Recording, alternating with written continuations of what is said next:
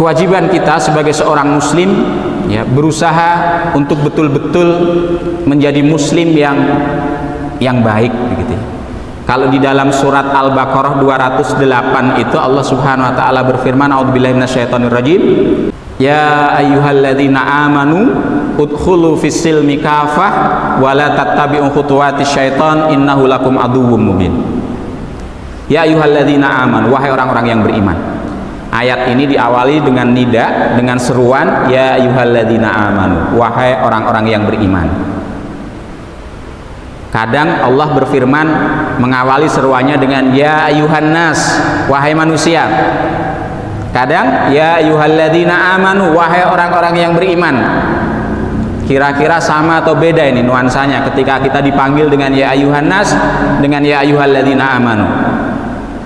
Ya. Kalau direnung-renungkan tentu ada perbedaan.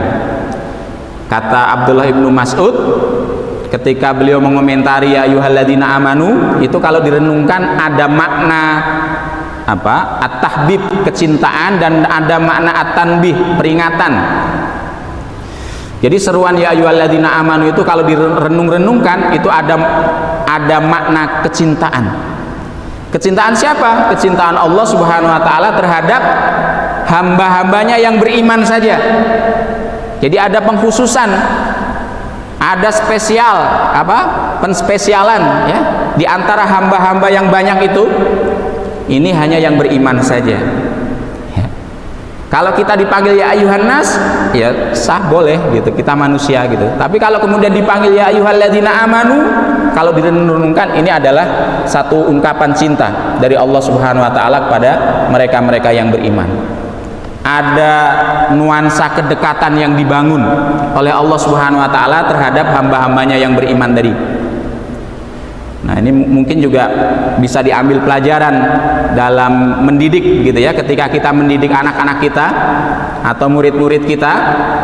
Ini salah satu pendekatan yang perlu dilakukan adalah bagaimana kita berkomunikasi, memanggil mereka itu dengan panggilan-panggilan yang baik ya. Makanya kalau misalnya kita memanggil anak kita dengan panggilan yang lembut, penuh cinta gitu ya, wahai anak soleh, anak pintar gitu ya, itu saya yakin anak itu akan merasakan suasana hati yang nyaman ketika dipanggil oleh orang tuanya dengan panggilan yang lembut. Beda ketika kemudian dipanggil dengan panggilan-panggilan yang kasar, keras gitu ya, apalagi dengan ungkapan-ungkapan yang negatif ya. Hei goblok atau apa gitu, pasti ada sebuah jarak secara psikologis gitu ya. Maka ketika orang-orang beriman mendapatkan panggilan khusus dari Allah, ya ayyuhalladzina amanu, wahai orang-orang yang beriman, ada nuansa kedekatan secara emosional yang kemudian terbangun di sana ya, sehingga kemudian siap untuk mendengar apa nih yang mau disampaikan begitu. Yang kedua juga ada makna tanbih, makna peringatan. Ada suatu hal yang penting yang akan disampaikan ketika Allah memanggil ya ayyuhalladzina amanu, wahai orang-orang yang beriman. Dan hal penting ini hanya bisa dilakukan oleh orang-orang yang beriman saja, tidak sembarang hamba, tidak sembarang manusia. Hanya mereka-mereka yang beriman yang akan sanggup menerima apa yang akan disampaikan oleh Allah dalam seruannya tersebut. Dan kata Ibnu Mas'ud, setelah ya ayyuhalladzina amanu pasti ada perintah atau ada larangan. Maka bisa dicek di ayat-ayat Quran itu, kalau ada seruan ya ayyuhalladzina amanu, pasti setelah itu ada perintah yang disampaikan oleh Allah, atau kalau enggak larangan yang disampaikan oleh Allah. Dan perintah itu hanya bisa dilakukan dengan sebaik-baiknya oleh mereka-mereka yang beriman saja, tidak sembarang manusia. Dan larangan itu betul-betul bisa dihindari oleh hamba-hamba yang beriman saja. Kalau nggak beriman, berat untuk menerima perintah dan larangan tersebut. Makanya ayatnya diawali dengan ya ayyuhalladzina amanu. Ya ayyuhalladzina amanu udkhulu fis-silmi kafah. Di situ perintahnya udkhulu, masuklah kalian, ada perintah supaya masuk ke dalam Islam secara kafah, secara totalitas. Ya. Tidak diperintahkan jadilah kalian muslim yang kafah, muslim yang sempurna, muslim yang totalitas, tidak. Jadi bukan dengan kata benda, tetapi dengan kata kerja. Masuklah. Ya. Kalau ya dalam pelajaran bahasa itu katanya kalau dengan kata kerja itu berarti sebuah proses gitu ya. Ya, yang diperintahkan ini adalah proses masuk ke dalam Islam tadi. Tidak pernah berhenti ya. Sekarang sampai yang akan datang kalian berusaha untuk masuk ke dalam Islam ini secara totalitas. Karena kalau dituntut jadilah muslim yang sempurna bisa jadi berat. Ya. Kalau suruh jadi sempurna gitu ya. Tapi kalau berusahalah menjadi sempurna, nah ini yang kemudian dikehendaki dari setiap muslim untuk menyempurnakan keislamannya. Nah jemaah sekalian, berarti kalau difahami terbalik, muslim itu macam-macam gitu ya. Ada yang kafah, ada yang belum kafah, ada yang totalitas, ada yang belum totalitas gitu. Keislaman itu kalau mungkin di prosentase ada yang sudah 90%, ada yang 80%, ada yang baru 60% gitu ya. Jadi bertingkat-tingkat kualitas keislaman seorang muslim ya. Sebagaimana juga keimanan pada Allah itu juga bertingkat-tingkat. Makanya Rasulullah menyebutkan al-imanu yazidu wa yanqus, bertambah dan berkurang ya. Kita sendiri juga merasakan bagaimana suasana iman itu juga naik turun. Kualitas pengamalan Islamnya, kualitas amal kebaikannya, amal solehnya ternyata juga ya macam-macam gitu, bertingkat-tingkat. Yang diminta dari kita adalah supaya kemudian menyempurnakan. Sebagai seorang muslim, kita diperintahkan untuk menyempurnakan keislaman kita. Apa yang kemudian bisa kita lakukan ketika kita ingin menyempurnakan keislaman kita? Yang pertama, yang harus kita lakukan pertama kali, yang harus kita upayakan adalah kita tentu memahami ajaran agama kita, memahami Islam ini ya. Ilmu, kefahaman ini yang kemudian harus kita upayakan ketika kita ingin menjadi muslim yang sempurna, muslim yang baik. Tidak mungkin kita menjadi muslim yang baik, muslim yang sempurna kalau kemudian kita tidak faham dengan Islam. Tidak mungkin kita bisa mengamalkan sesuatu kalau kita nggak faham sesuatu itu. Atau sebaliknya, orang melakukan sesuatu itu berangkat dari kefahaman, berangkat dari yang dia faham. Kenapa dia melakukan begini? Karena dia memahaminya begini. Kenapa dia melakukan begitu? Karena dia memahaminya begitu. Jadi kalau kita ingin menjadi muslim yang baik juga, maka tentu yang harus kita upayakan dalam diri kita, bagaimana kemudian kita juga memiliki pemahaman terhadap Islam ini. Makanya para ulama membahas tentang ilmu, tentang kefahaman itu di awal, karena begitu pentingnya paham apa ilmu ini. Seperti cahaya katanya, al ilmu nurun, ilmu itu seperti cahaya. Kalau kita melewati sebuah jalan, di situ gelap, nggak ada cahaya sama sekali, kita nggak tahu di depan kita itu ada lubang atau enggak, di depan kita itu ada persimpangan atau tidak, di depan kita itu ada tikungan tajam atau tidak, karena gelap gulita, nggak tahu gitu. Di kiri kanannya ada jurang yang menganga, yang bisa mencelakakan, karena nggak ada cahaya kita nggak tahu itu. Kita asal main jalan saja, kemungkinan besar kita akan terperosok, kemungkinan besar kita bisa tersesat ya, menyimpang jalan karena tidak ada cahaya. Bandingkan kalau kemudian ada cahaya yang menerangi, ada cahaya rembulan, cahaya listrik begitu ya, maka kemudian jalan itu kelihatan, oh jalannya begini ternyata, oh di sana ada lubang, dihindari, oh di sana ada tikungan tajam, siap-siap gitu ya, di sana ada persimpangan dan ada rambunya, oh saya ternyata harus ngambil yang ke kanan misalnya, karena ada cahaya. Nah itulah ilmu. Kita bisa mengamalkan Islam ini dengan baik, dengan selamat kalau didasari dengan pemahaman, dengan ilmu. Kalau enggak, bisa jadi kita sudah beramal banyak, capek, ternyata enggak benar amal kita, enggak sampai ke tujuan ya. Ternyata amal kita justru melenceng jauh ya. Amal kita melenceng jauh dari yang semestinya, karena tanpa ada landasan ilmu, enggak paham ya. Udah capek beramal ternyata tidak sampai ke tujuan karena tidak punya ilmunya. Maka yang pertama yang harus kita upayakan adalah ya kita memiliki ilmu dan kefahaman ini terkait dengan agama kita Islam ya. Satu pemahaman yang pertama harus sahih, harus benar ya. Karena kalau memahaminya salah, nanti efeknya ketika dia amalkan juga jadi nggak benar. Maka harus pemahamannya sahih. Yang kedua juga harus pemahamannya utuh, samil, menyeluruh, lengkap gitu. Kalau bicara pemahaman yang benar, tentu harus merujuk kepada referensi yang benar, rujukannya yang benar.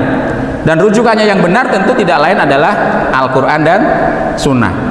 Ya, sebagaimana sabda Rasulullah, taraktu fikum amroin lan tadillu matamassaktum bihima kitaballahi wa sunnatan nabiyhi. Kutinggalkan kepada kalian dua perkara, jika kalian berpegang teguh kepada keduanya, kalian tidak akan tersesat selama-lamanya. Apa dua perkara tersebut? Kitab Allah, Al-Quran, wa sunnatan nabiyhi, dan sunnah nabinya. Ya. Jadi ketika kita mau memahami Islam, kembalikan rujukannya kepada Al-Quran yang diturunkan oleh Allah kepada Rasulnya, kepada sunnah nabinya, sunnah Rasulnya yang juga sudah dibimbing oleh Allah Subhanahu wa ta'ala. Kembalikan pemahaman Islam kita ke sana, ke Al-Quran, ke sunnah yang diajarkan oleh Nabi. Ya. Tentu melalui ya perantara guru-guru kita dan seterusnya, tetapi rujukan utamanya harus ke sana, gitu ya, ke Al-Quran dan Sunnah. Tidak dengan logika kita sendiri, ngarang-ngarang sendiri, ya, mengikuti nafsu kita menurut kita baik, gitu ya. Sementara landasan dalam syariatnya ya tidak ditemukan atau malah bertentangan. Ya, jadi dikembalikan pada rujukannya yang utama tadi. Bagaimana perkataan orang? Berlaku kaidah secara umum, ya, setiap perkataan orang itu bisa diambil dan bisa ditolak. Ilal maksum, kecuali perkataan Rasulullah yang maksum. Ya. Kalau perkataan orang itu kemudian bersesuaian dengan tadi Al-Quran dan Sunnah tadi, ya diambil. Kalau tidak atau jelas-jelas bertentangan, maka kemudian Al-Quran dan Sunnah Rasulnya tadi harus lebih didahulukan. Ya. Jadi kalau kaidah secara umumnya begitu, ya. Kalau yang maksum itu ya Rasulullah, gitu ya. Tapi kalau kemudian perkataan yang lain, ya ditimbang. Ini bertentangan nggak dengan Quran, sesuai nggak dengan Quran, dengan Sunnah, gitu ya. Kalau jelas-jelas bertentangan, tentu harus didahulukan Al-Quran dan Sunnahnya. Ya. Tapi kalau kemudian ada perbedaan, ada kesamaran, ya tentu ada timbangan-timbangannya sendiri. Ya. Tapi kaidahnya secara umum demikian. Kemudian yang berikutnya adalah memahami Islam itu secara syamil, menyeluruh, lengkap, jangan hanya sepotong-sepotong. Bahwa Islam ini syariat yang diturunkan oleh Allah, mengatur, membimbing manusia dalam kehidupan ini, dan dia lengkap mengatur seluruh urusan kehidupan manusia. Al-Islamu nidhamun samilun yatanawalu madhahiral hayati jami'an. Islam itu adalah sistem nizam yang lengkap yang mengatur seluruh aspek kehidupan manusia. Ya. Maka kalau kita lihat ajaran Islam begitu lengkap bimbingannya, dari yang kecil sampai yang besar. Dari urusan kebersihan toharoh, gitu ya, motong kuku, merapikan kumis, gitu ya, mandi, membersihkan najis, sampai urusan yang besar. Urusan rumah tangga, urusan sosial, urusan kemasyarakatan, urusan pendidikan, urusan pemerintahan, kepemimpinan, urusan perang, militer dan seterusnya, urusan pidana dan seterusnya, dibimbing oleh Islam. Ya. Seluruh aspek kehidupan kita yakini demikian. Dari urusan yang materi dan urusan yang imateri. Dari urusan ruh juga urusan jasad. Dari urusan dunia sampai urusan akhirat itu dibimbing oleh Islam. Itu yang kita yakini demikian. Ya. Ada akidah, ada ibadah, ada muamalah, gitu ya, ada akhlak, semuanya dibimbing oleh Islam. Dan kita harus memahami Islam demikian, sebagai syariat yang utuh, membimbing kita dalam segala aspek. Ya, jangan sampai kemudian kita hanya mengambil sebagian saja. Seperti 3 orang buta disuruh pegang gajah, suruh menjelaskan bagaimana bentuk gajah. Yang satu bilang gajah itu adalah binatang tinggi besar seperti tiang listrik atau seperti pohon kelapa karena dia megang kakinya gajah. Ya. Dan dia menjelaskan definisinya seperti itu, gajah itu seperti pohon kelapa, katanya. Yang satu bilang gajah itu seperti kipas, seperti daun yang lebar, gitu, karena dia hanya megang telinga gajah saja. Ya. Yang satu bilang gajah itu katanya seperti cemeti, seperti cambuk, karena dia hanya megang ekornya gajah. Nah, kita yang bisa memandang gajah secara utuh tentu akan dengan mudah memahami bahwa apa yang disampaikan oleh 3 orang yang buta tadi nggak pas, karena dia hanya memegang sebagian saja dari gajah tadi. Dia tidak menjelaskannya secara utuh, ya. Atau sama, kita melihat bangunan masjid ini, kalau kita hanya berdiri di jalan raya di depan sana saja, hanya melihat bagian depannya saja, kita nggak tahu belakangnya seperti apa, dalamnya seperti apa, kiri kanannya seperti apa, karena kita hanya melihat dari satu sisi saja. Nah, kalau orang memahami Islam tidak utuh, mungkin juga hanya satu aspek saja. Dia pikir Islam itu hanya akidah saja, ya, nggak peduli dengan akhlak misalnya. Atau sebaliknya, dia hanya akhlak saja, ya. Padahal tidak, ya Islam semuanya gitu. Islam tidak hanya ngurusin urusan ruhani saja misalnya, tetapi juga dia memperhatikan jasad, ya, kebutuhan fisiknya juga harus diperhatikan. Ya, Islam tidak merintahkan umatnya untuk di masjid saja, iktikaf saja, tidak, tetapi juga diperintahkan untuk bekerja sana, cari nafkah, cari penghidupan, ya.